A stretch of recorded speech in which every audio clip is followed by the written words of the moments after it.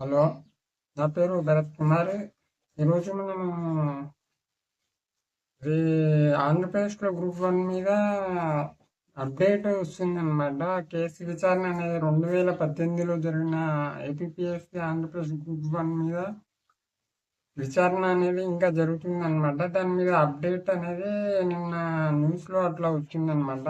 మరి దాని మీద అలాగే అది తెలంగాణ గ్రూప్ 1కి కేసు అయిపోయింది కదా. ఆ కేసుకి యూజ్ పడే అవకాశం ఉంటుంది. ఎందుకంటే తెలంగాణ గ్రూప్ 1లో కూడా చాలా అవకతవకలు జరిగినాయి అనమాట. మరి సుప్రీంకోర్టు వరకు వెళ్ళిందంటే ఇప్పుడు ఆ కేసు ఓపెన్ చేయాలంటే మళ్ళీ కొత్త ఆధారాలు ఏమన్నా పర్ఫెక్ట్ ఆధారాలు ఉంటే అట్లా వస్తాయి అనమాట. కానీ నేనైతే చెప్తాను, ఎందుకంటే ఇంకా కూడా తెలంగాణ గ్రూప్ 1లో కూడా చాలా అవకతవకలు ఉన్నాయి అనమాట. మరి అటువంటిప్పుడు ఈ ప్రతి పాయింట్, ప్రతి కేసు, ప్రతి ఎవిడెన్స్ అనేది యూస్ పడతాయి అనమాట. అందుకని నేను ఏపీ గ్రూప్ 1 మన కేసుకి అంటే తెలంగాణ గ్రూప్ 1కి ఎలా యూజ్ పడే అవకాశం ఉందో నాకున్న అంచనా ప్రకారం చెప్తాను అనమాట. నేనేమి లాయర్ కాదు, అడ్వకేట్ కాదు, కేవలం నాకున్న తెలివి ప్రకారం, అంచనా ప్రకారం చెప్తున్నాను అనమాట.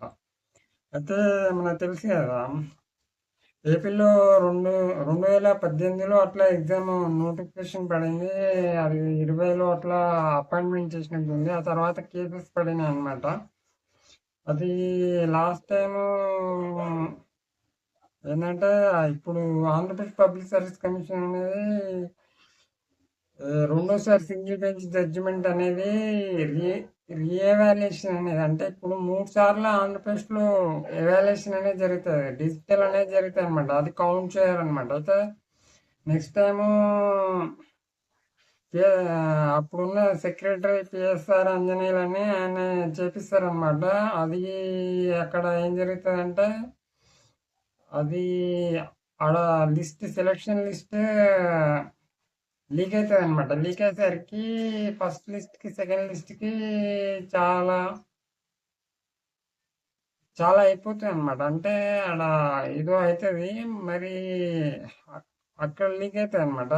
అయితే గవర్నమెంట్ అనేది చాలా మంది అంటే అసలు డిజిటల్ ఎవాల్యుయేషన్లో ఉన్న ఎవరిని కూడా సెలెక్ట్ చేసినట్లేదు అనమాట. మరి అందుకని ఆ లిస్ట్ లీక్ అయ్యేసరికి అట్నే అక్కడ సెకండ్ టైం ఎవాల్యుయేషన్ చేపించింది. ఫస్ట్ మాన్యువల్ ఎవాల్యుయేషన్లో ఓవర్ పేపర్ దిద్దింది కూడా లిస్ట్ అనేది అట్లా లీక్ అయినట్టుంది అనమాట. మరి అట్లా అవన్నీ లీక్ అవుతాయి అనమాట. అప్పుడున్న గవర్నమెంట్ మళ్ళీ గౌతమ్ సవాంగ్ ఆధ్వర్యంలో థర్డ్ టైం చేపిస్తారు అనమాట. చేపిస్తే వాళ్ళు ఒక ప్రాసెస్ అనేది ఇదంతా కూడా ఏముండదు అనమాట.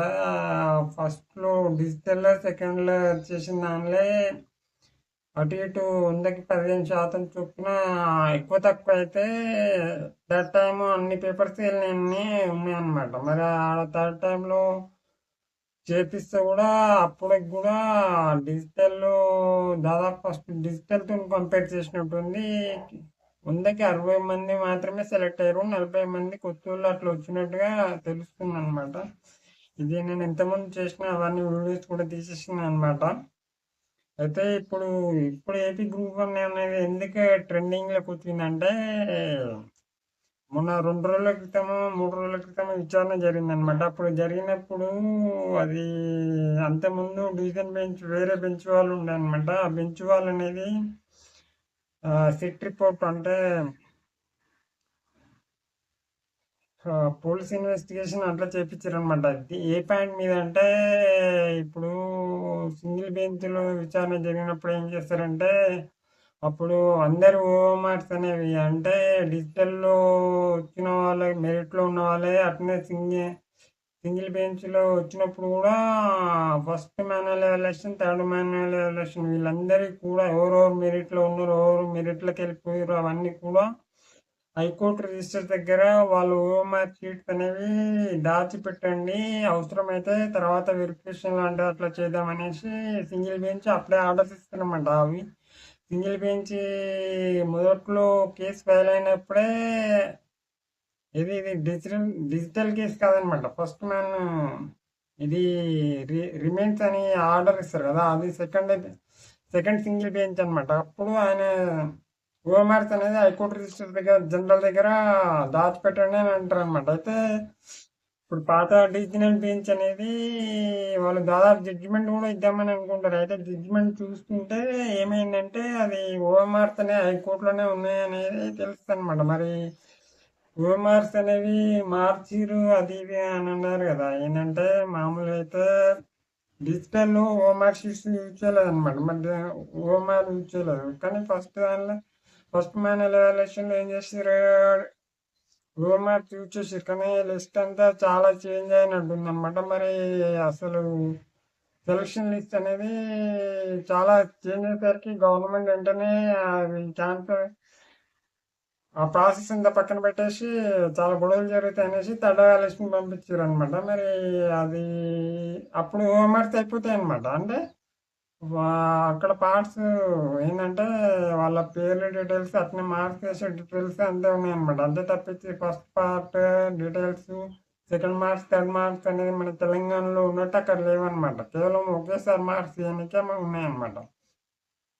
అయితే ఇవన్నీ ఫస్ట్ మార్క్స్ మా షీట్స్ అట్నే ఉన్నట్టున్నాయి. అట్నే సింగిల్ బెంచ్ మీద కేసు సెకండ్ టైం వచ్చినప్పుడు కూడా అప్పటికే మూడోసారి రెండో మాన్యువల్ ఎవాల్యుయేషన్ కూడా అయిపోతాయి అనమాట. అది కూడా ఓఎంఆర్ షీట్స్ అన్ని కూడా కేసు ఫైల్ అయిన తర్వాత 1, 2, 3 ఆర్గ్యుమెంట్లోనే ఓఎంఆర్స్ అన్ని హైకోర్టు రిజిస్టర్ జనరల్ దగ్గర ఉంచండి అని అంటారనమాట. మరి అవన్నీ అప్పటి నుండి ఉన్నాయి. అయితే డివిజనల్ బెంచ్ అనేది దాదాపు జడ్జిమెంట్ రాద్దామని అనుకుంటారు అనమాట. అయితే ఆడ ఓఎంఆర్స్ మన దగ్గరనే హైకోర్టు రిజిస్టర్ జనరల్ దగ్గరనే ఉన్నాయి అనేది గుర్తుంచు అప్పుడు రాస్తుంటే గుర్తొస్తాయి అనమాట.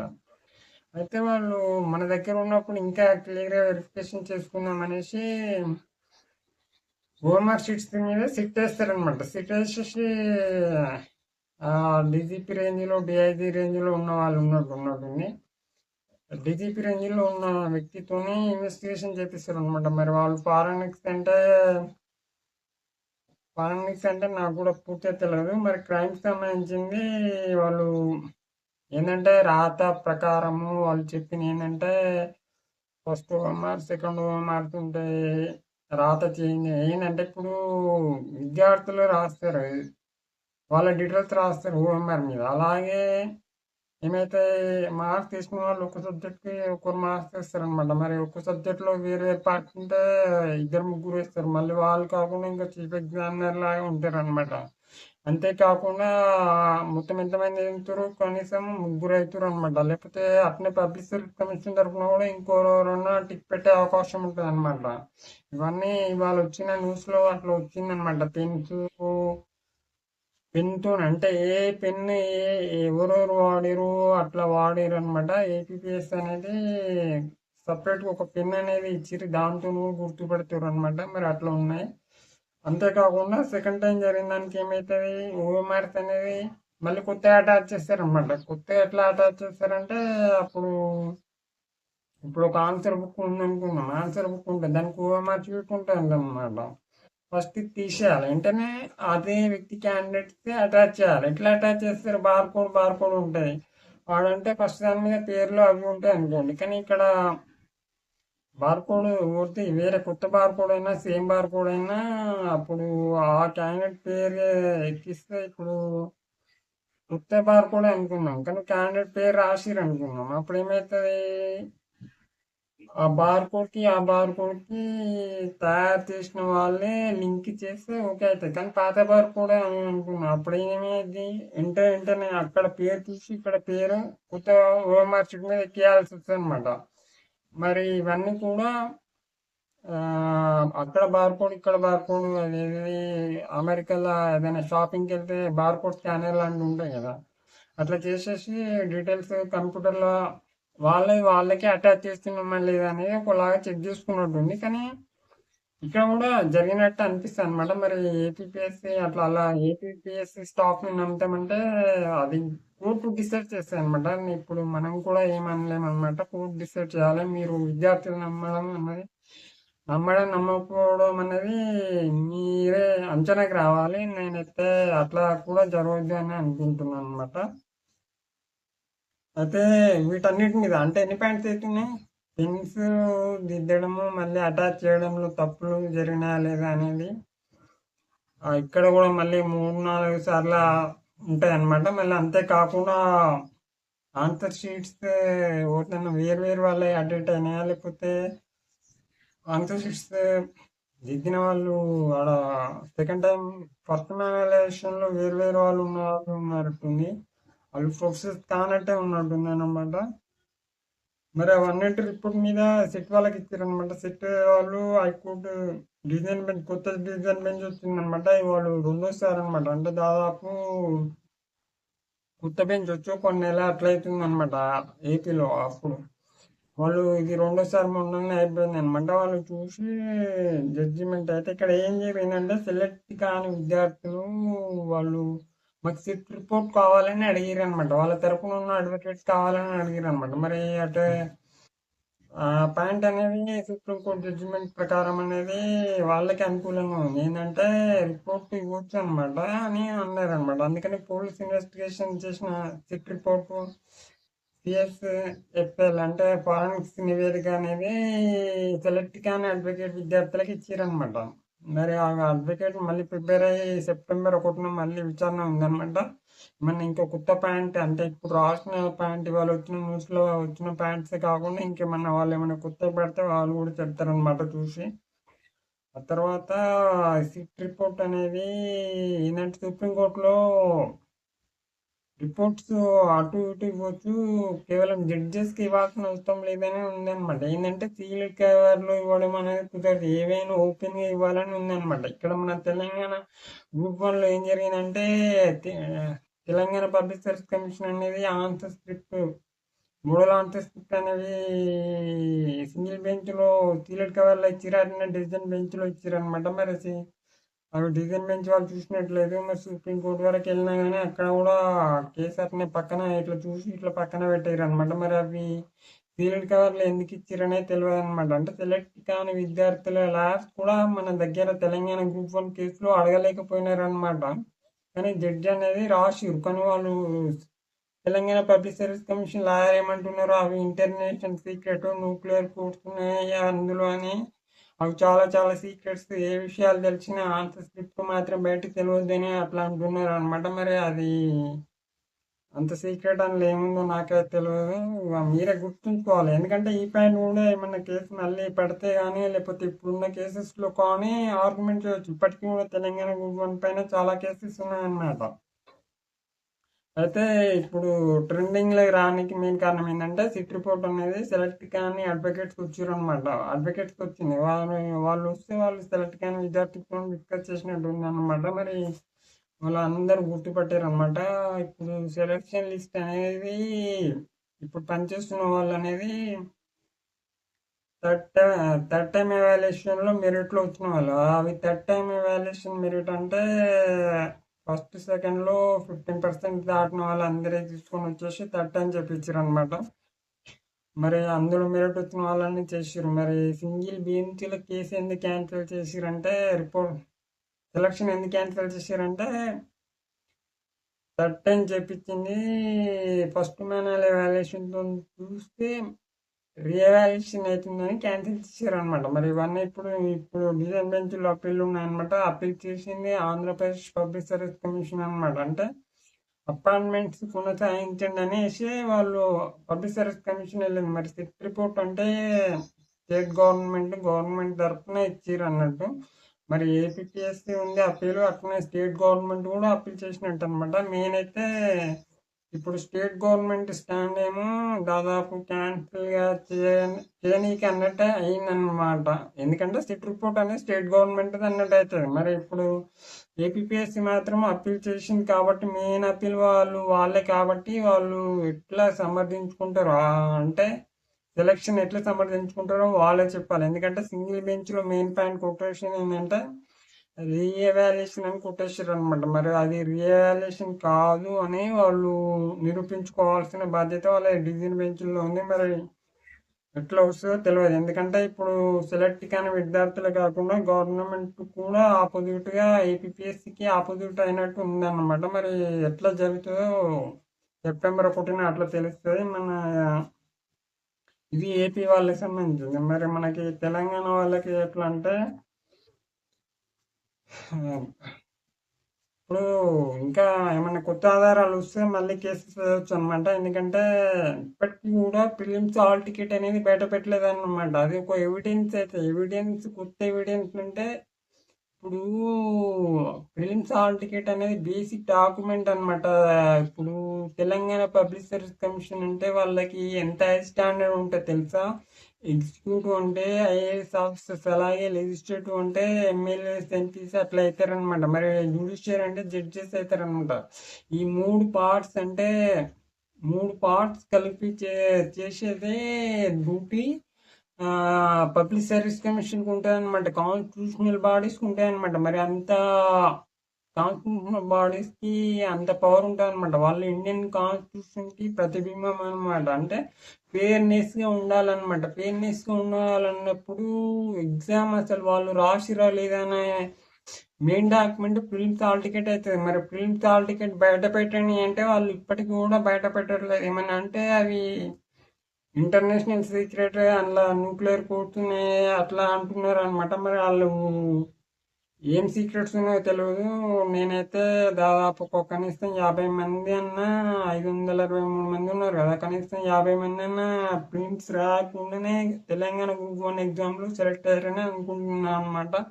ఎందుకంటే ప్రిలిమ్స్ అనేది ఎవరు అడిగినా బయట పెట్టాలని మీరు ఇంతమంది 20,000 మంది తెలంగాణ గ్రూప్ 1 మెయిన్ ఎగ్జామ్ రాసిన వాళ్ళు ఆర్టీఏ వేయండి, ప్రతి ఒక్కరు వేయండి. ఖచ్చితంగా సెలెక్ట్ అయిన ప్రతి ఒక్క విద్యార్థి ప్రిలిమ్స్ హాల్ టికెట్ కనిపెట్టండి. ప్రిలిమ్స్ హాల్ టికెట్ తెలిస్తే ఖచ్చితంగా వాళ్ళు దొరికిపోతారు. ఎందుకంటే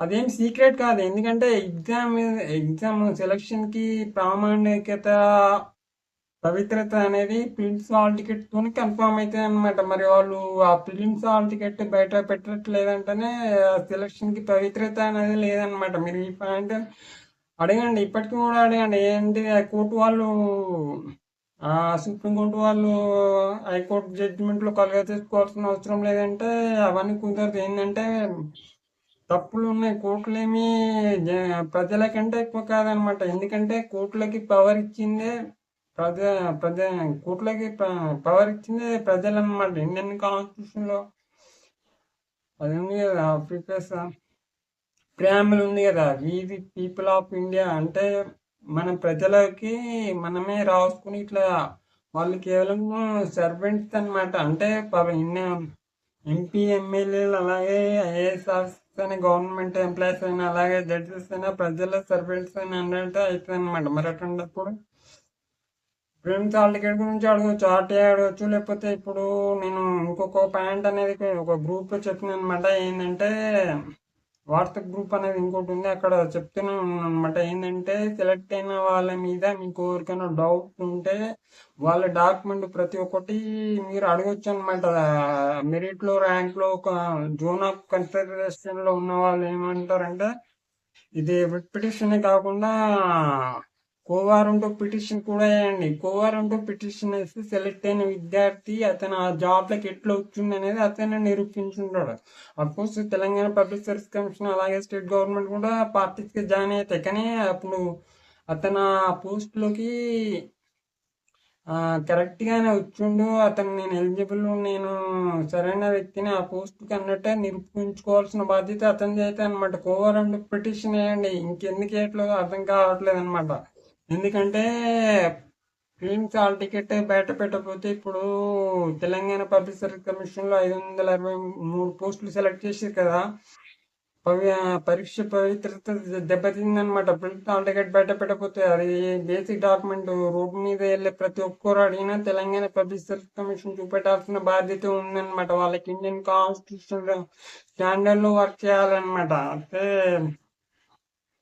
కోవారంటూ పిటిషన్ వేసేసి సెలెక్ట్ అయిన విద్యార్థులు, డౌట్స్ ఉన్న వాళ్ళు ఎవరు, అతను జిమ్కి వెళ్ళే అతను, ఇంకో ఎవరి మీదైనా డౌట్స్ ఉంటే వాళ్ళ మీ పార్టీగా చేసేసి వేసేయండి. ఇంకా చాలా కేసెస్ ఉన్నాయి తెలంగాణ హైకోర్టులో.